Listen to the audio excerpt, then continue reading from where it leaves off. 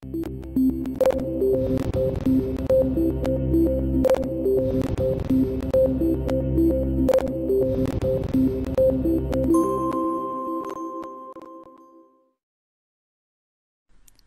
Milan uvádí Ostrov Pošuka. Skupina 4 lidí tábořila večer v lese. Mám hlad, jdu si dát jídlo. Fuj mrkev. Mňam kuře.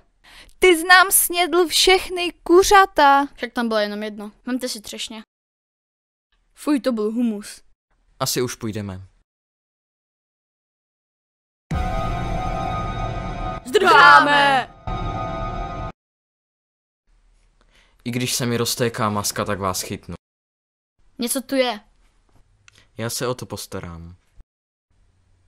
Ještě, že mě máte, vy jste úplně neschopní. Umím řídit. Pohněte si. Už jdeme.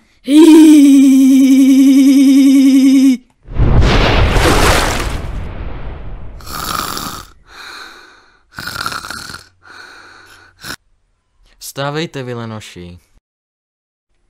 Mám žízeň, jdu pro kokos. To jsem tak těžká. Kokosy k noze. Kde jsi to vzala? Však normálka. Proč se setnělo? Už jsem tady zas. Zdrháme! Ty jedna. Já chci zpátky na palmu. Hele, truhla. Ty blbý balvané. Na co se párat se zámkem? Hele, loď v láhvi. A máš to, šutre. Hop. Dík. Tady je zaklínadlo na zvětšení lodi v láhvi. Milane, zvětši nám láhev v lodi abrasus tasemnicus. Ty nevzdělanče. To měla být loď v láhvi, ne láhev v lodi. Však kloboučník to rozbije. Jdu na to. I když potřebuju nový make-up, tak vás chytím. Kdo jsi?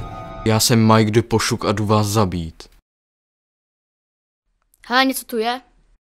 Já se o to postarám. Hele, kajak. Tudy. A máme oheň. Já už z toho Pošuka mám halucinace. Radši už půjdeme.